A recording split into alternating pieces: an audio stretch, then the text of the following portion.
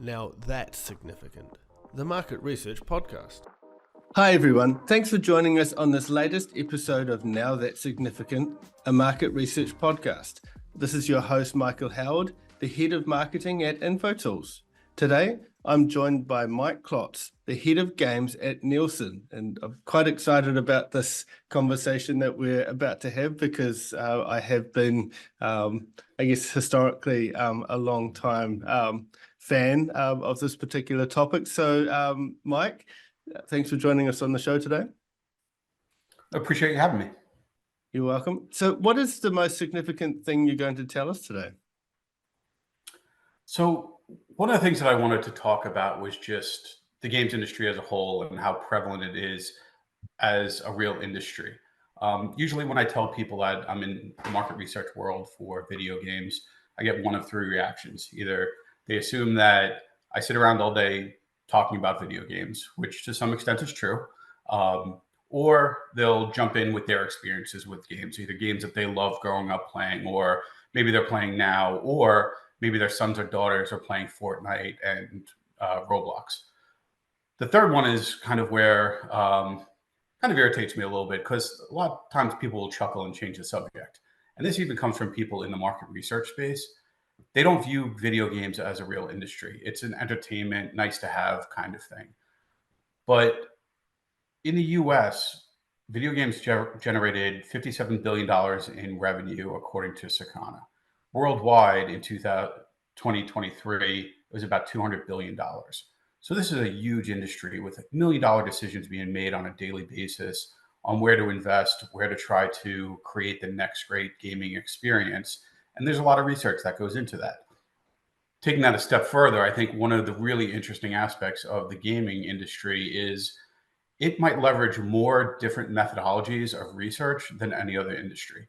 Maybe medical is a little bit different, but in terms of just the vastness of methodologies employed when researching the consumers of games, the creation of games, the marketing of games, there's probably more methodologies being employed than almost any other. Oh, wow. Well, looking forward to discussing some of this. So to start the conversation, I guess, would you give us a bit of an overview, a history, if you will, of the video game industry, where it's come from, and how perhaps the research needs may have changed over that time? Yeah, absolutely. So video games really came to life I guess they were invented in the late 50s, but really in the 70s is where they came to be a consumer oriented industry with, Atari, arcade games and some consoles. That's really where it got into the spotlight of people. And if you think about, those games were pretty simplistic. From a technology perspective, they were really interested and intricate, and nothing had been done like that before. But the gameplay was simple. The graphics were very simple. The 8-bit era of very simple graphics. But also the way that the games were marketed and the way that games were played, it was very straightforward. For the arcade games, people would put an arcade in, started in bars, and eventually grew into full arcade oriented places. But they would look at, all right, researchers would potentially look at the arcade and say, all right, where are players congregating? Which machines are getting the most quarters? Where is that money being spent, money and time? Now, if you fast forward from that point where people were spending quarters and their time playing those games to where they're spending their time and money now, it's vastly different, obviously. You have so many more devices that can play games these days, so many more monetization methods. And obviously, it's a huge leap forward from the 70s and 80s of arcades and the initial Atari consoles to where we are today, where almost every device plays games and you can interact with gaming, on a 24/7 basis. So really just trying to follow the consumer's path over about 50 years and how much the way that people have changed, the way that they interact with games has been pretty fascinating. So even if you go back to Atari and Nintendo and the platforms that I grew up with, they would create these games, and essentially they had an idea for a game, they would create one, play test it with their friends, get some marketing behind it, and push it out. Now every step of the process has a lot more science behind it. There's still some indie games that kind of take that path where it's not as intricate as some of the bigger titles. But when you're looking at, the $100 million budgets behind some of these games, there's a ton of research that goes into it, from concept through marketing through delivery of the game. So, that's not the full history of the games industry, but I think it shows, how far we've come. No, for sure. One thing that I was reflecting on is the gaming industry has actually had a huge impact on a lot of companies these days, in the market research as well, through gamification. So that obviously, or can you talk to how that came about? Because no doubt that would have been a market research led initiative as well. Yeah, so I'm not sure of the history of gamification or where that term even came from, but it's definitely something that you see in so many different devices and or so many different aspects of life, right? So even just thinking about exercise, right? I have a Peloton upstairs. There's gamification on the Peloton where I am on the leaderboard. There's games that are on the Peloton that try to motivate me to work harder on the Peloton, right? So you see it throughout all aspects of life, even like in the user interface on some cars, right? You're trying to drive as efficiently as possible, and as you drive and use less gas, you'll see, the green leaf grow a little bit more, or you'll get little rewards for how you're driving and ensuring that you're being as gas efficient as possible. So there's a ton of ways that it's invaded our life. As far as the market research world goes, one of the things that an interesting overlap, I think, is I actually worked for a company that tried to gamify market research as a whole. So instead of taking long surveys, we built games where you could play through the game, interact with the game along the way, and we were collecting the insights on the back end. Really interesting way to approach it. However, it's pretty expensive to do. It's not highly customizable. And we did collect better data, but it was only marginally better than previous methodologies that were employed. But I think the crossover of gaming and market research is something that can be explored further. We've created a game that was used as a conversation guide for in-depth interviews with doctors. That's one of my favorite projects that we ever worked on. It was a simple card sorting game, but the company uses it to have people explain why they made the decisions. If I chose this aspect of something over this one, why? And just kind of talk through that. Another thing that we did that was pretty interesting there was we tried to create a board game to lead focus groups. So we were talking to a major retailer that wanted to make their focus groups a little bit more fun and interactive. So gaming became a natural progression for that. And we created some initial ideas around the game. Again, just so expensive compared to some other ways of doing things that it never really panned out. I guess one good thing about doing that is you kind of get people comfortable and they almost forget that they're in a market research environment. So it sounds bad, but their guard is down. So they're not necessarily trying to perform, if you will. Yeah, and I think that's an issue anytime you put people in a room with a giant mirror on the wall where people are watching you. It's hard to get people to put their guard down a little bit. So the games can definitely help do that. No, sure.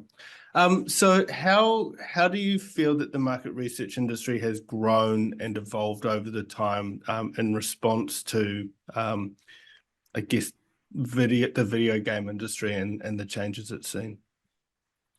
Yeah, I think that again, going back to the history of video games and how it's evolved, when I started in this industry, the primary way to buy games was to go to a retailer, purchase a game, go home and play through it, and that was it. Now you can download games, you can play free-to-play games on your phone, on your computer, even on consoles. So the way that companies are monetizing that has changed dramatically. Instead of just getting that initial purchase, they're looking for ways to obviously monetize along the way, even giving away the software for free and the experience for free, but paying for the items that you can use within the games. So measuring all of that has had to evolve quite a bit. And, I mentioned some measurements of, the total industry revenue. Back in the day, that was easy to measure. It was how much was spent at retail. Now, with so many different ways, either on your phone or computer or however, to spend money within games, it's really hard to keep an eye on the total market. So that's had to evolve. Collecting data in general has had to evolve from just collecting retail data to collecting from all of these different ways. Along with that, there's a ton of data that companies have that monitor the way that people interact with the game. So they're monitoring, the average spend per user or the average spend per paying user, and looking at how do we turn the knobs to get them to spend a little bit more while still making it an engaging experience. So the research methods that have to be used to do that have changed dramatically as well. Also, like I said before, some of these budgets on these games are millions of dollars. So the research process comes in early on a lot of them, from concept testing to play testing, which is a unique methodology that the video games industry employs. So there's a lot of ways that they're spending that money on research. So playtesting is an interesting one that doesn't exist in other areas, right? You get a bunch of people in a room, have them play through the game, see if they can even make sense of the game, if it's fun, right? But beyond being fun, are they able to navigate the menu? So a little bit of UX research there. Are they able to figure out what the objectives are? And if not, how do you take that information from the playtesting, give it to the developers in a meaningful way so that the developers can say, all right, they're on level 3, they're getting lost in this area. How do we guide them to the end of the level? And then beyond all that, in all these live service games where you're competing against others, just figuring out how to balance the game. So watching what's happening in real time and seeing where things are unfair within the game and how they can adjust it. Yeah, it's all really interesting. We've also seen a huge rise in video games that have made a jump from the video game world into other forms of entertainment, chiefly movies and TV series. Your experience and your input into that jump? Yeah, so that's a tough one to measure because there's, at its core, all of these things, games, TV shows, movies, there's an art behind them, right? It's not always an exact science. So you could take a great IP, put it into a different media, and it may or may not hit. So the two elements that have to occur is it's got to be an interesting IP to start with, and they have to deliver on it when it comes to performing in a different media. So I'll take the example, one of my favorite games of all time, or one of my favorite game series of all time, is Fallout. They just released the Fallout TV show on Amazon, and it's done fantastic. And the key to that was making sure that they got the content right within the TV show. It aligns with a lot of the feelings and nostalgia with the game series. So it's not as always as easy as saying, all right, here are the popular IPs in video games.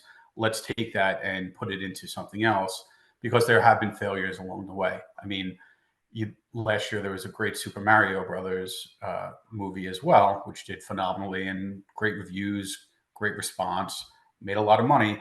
But there's a Super Mario Brothers show way back in the day that really wasn't, that doesn't always, that didn't resonate as well. So it's hard to judge what's going to work and what's not going to work until you see the end product and see how well they delivered on the IP. That's right. I mean, when you do move into other mediums, you have all of these expectations which jump on and are attached to that as well. I mean, I'm generally, it's not a pure example, but Transformers, for instance, a lot of people really didn't like the Michael Bay movies because they didn't have good, deep storytelling and etc. But then, as a fan of the original Transformers, I just like seeing them on big screen, like big robots transforming. Like that's kind of enough. So that's one particular hurdle, I guess, people have to overcome. Yeah, and that's a great point, though, because it's hard to measure nostalgia, right? So most people might look at a Transformers movie and, it doesn't hit the same emotional reaction that you have to it when you see Transformers. And same with me. When I see Transformers on a big screen, I'm like, that's awesome. That's Optimus Prime. I grew up with him, right? It's hard to measure what that reaction will be, though. If it's done well, it might resonate with people that never were familiar with Transformers before seeing the movie. But if it's done poorly, it can have an adverse effect on the total IP.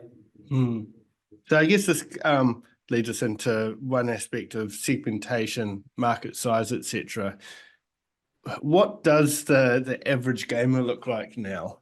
I guess a lot of people have got opinions that it's just someone that stays indoors, doesn't get out at all.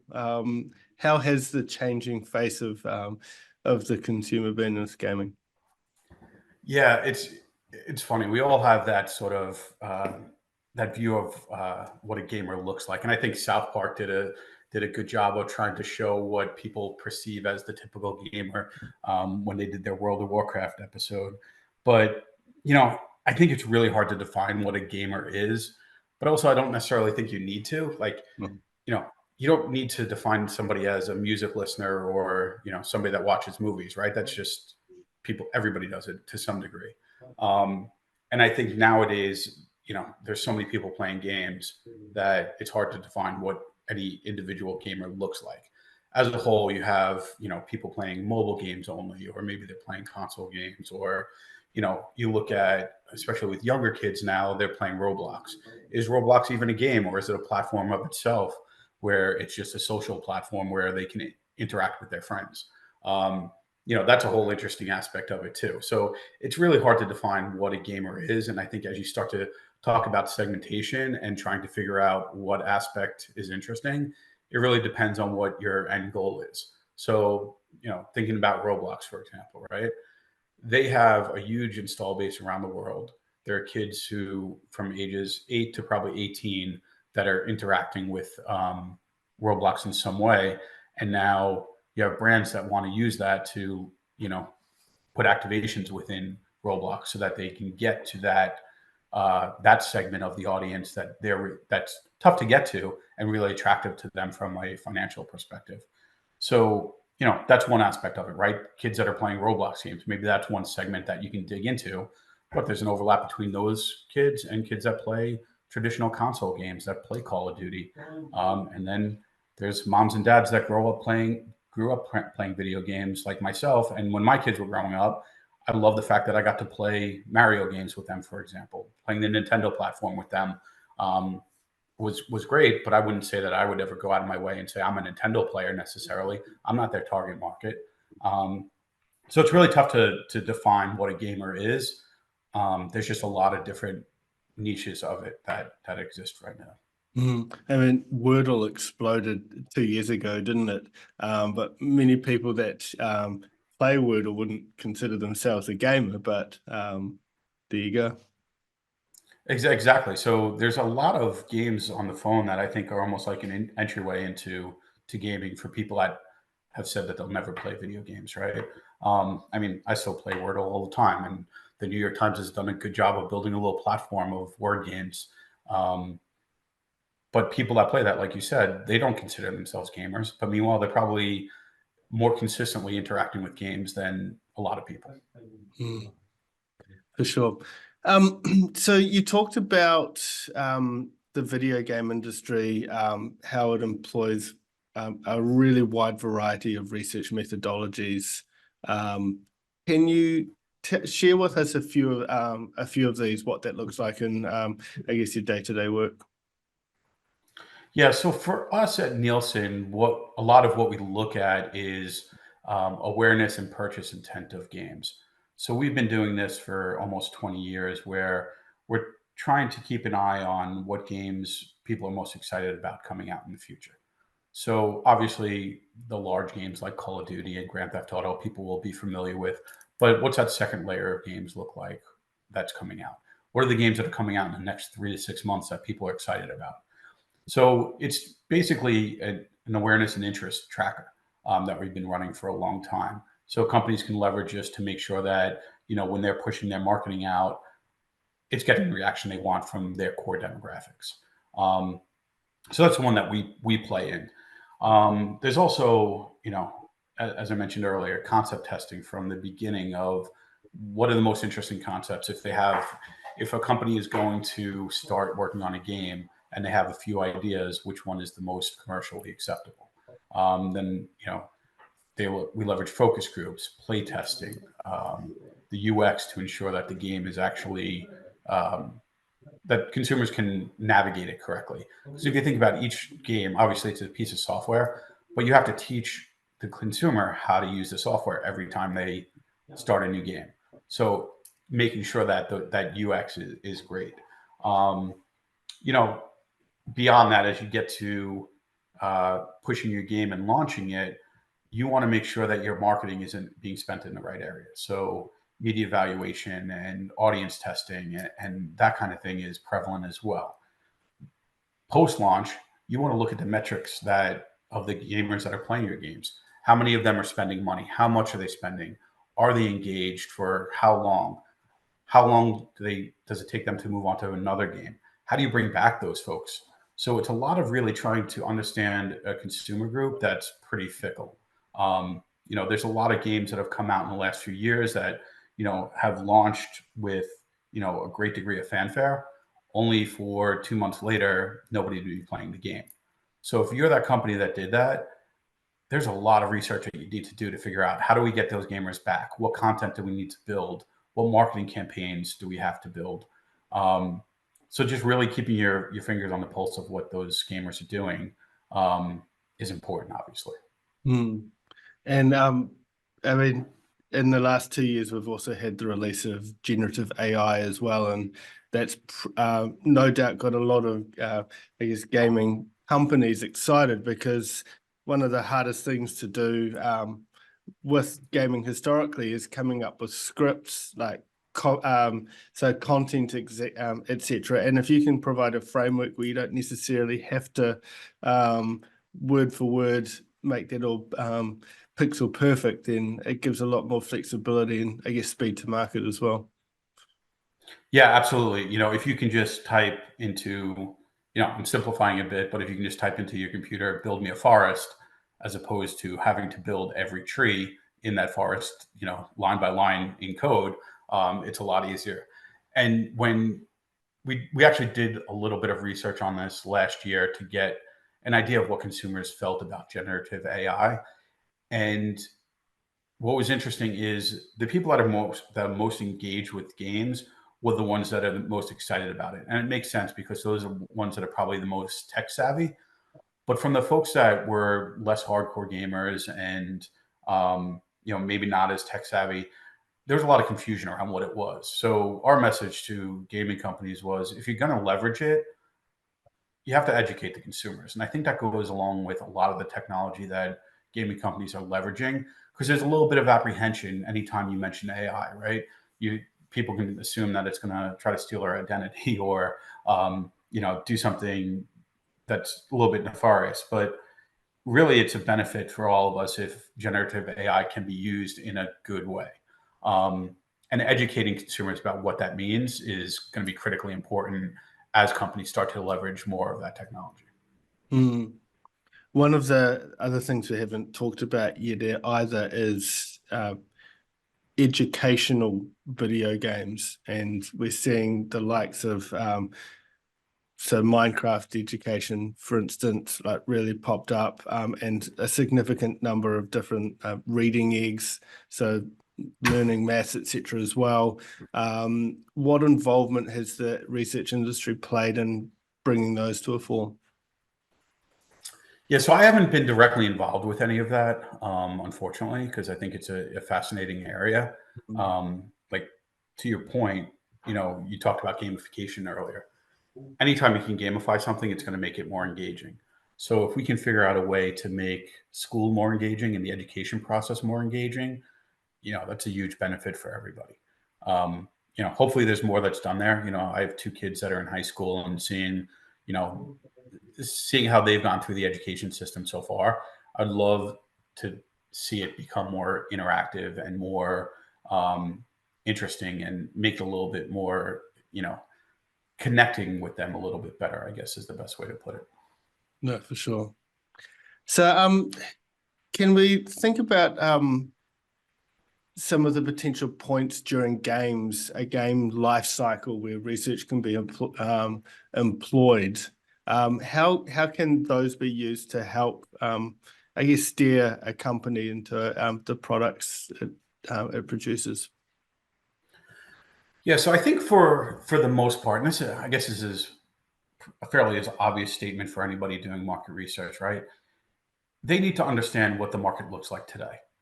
They need to understand what people are playing, where they're spending their money, where they're spending their time.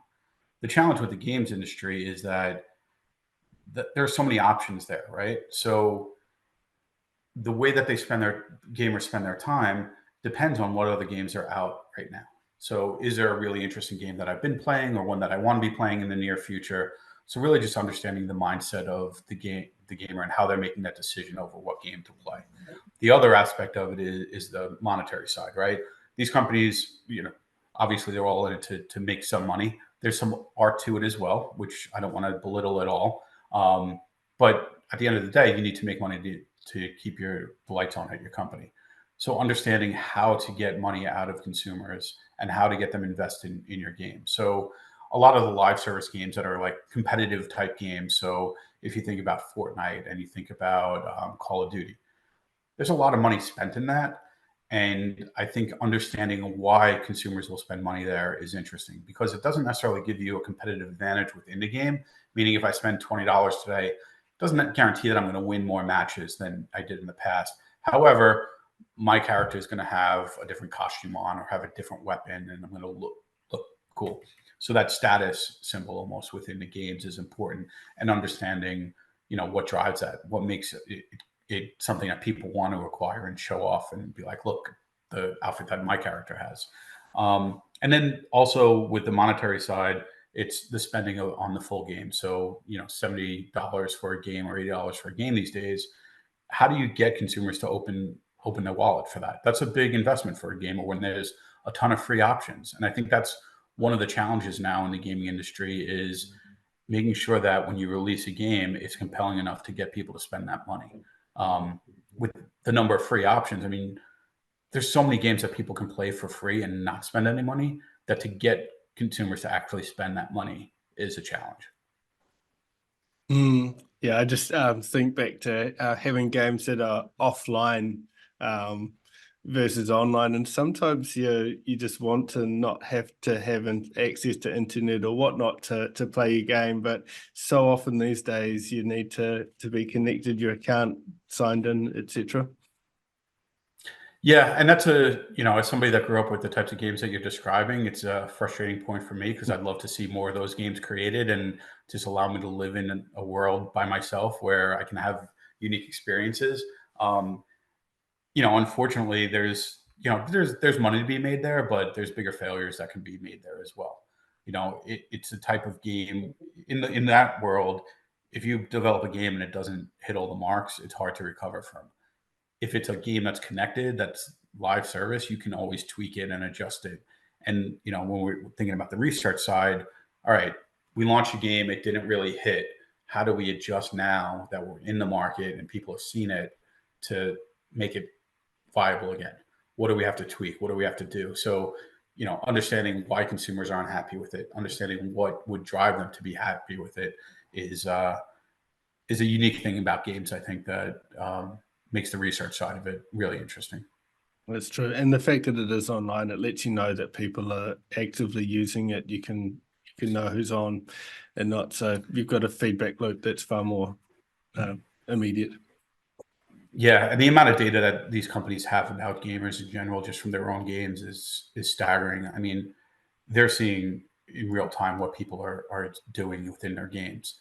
If you compare that again back to the days of Atari, where they sold the game and that was it. The amount of data that these guys have access to is overwhelming. So when we think about partnerships or collaboration is a really big thing. Have you had any experience where you've been working with big brands that aren't involved at all in the gaming industry, but want to come in and collaborate with those that are? Yeah, absolutely. And I think the most prevalent one right now is what I mentioned earlier with Roblox. And it's not just Roblox, it's Minecraft, it's Fortnite, it's all these games that allow companies to build activations or advertise within.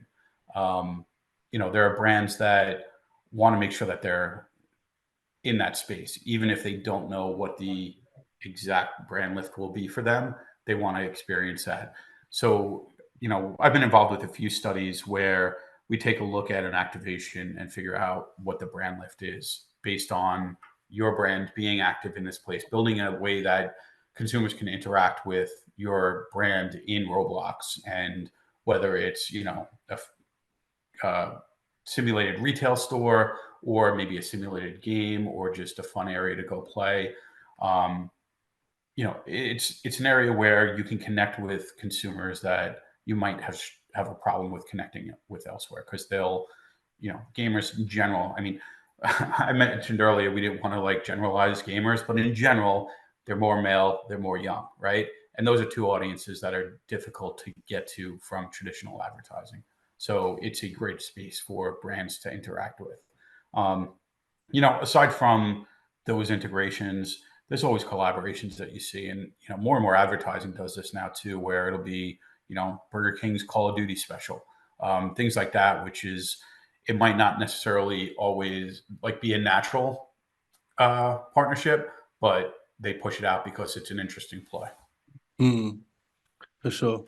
Okay. So just as we wrap up, any final words, particularly to that third point that you mentioned in your intro there, just around the I guess the size of the research industry in a gaming capacity.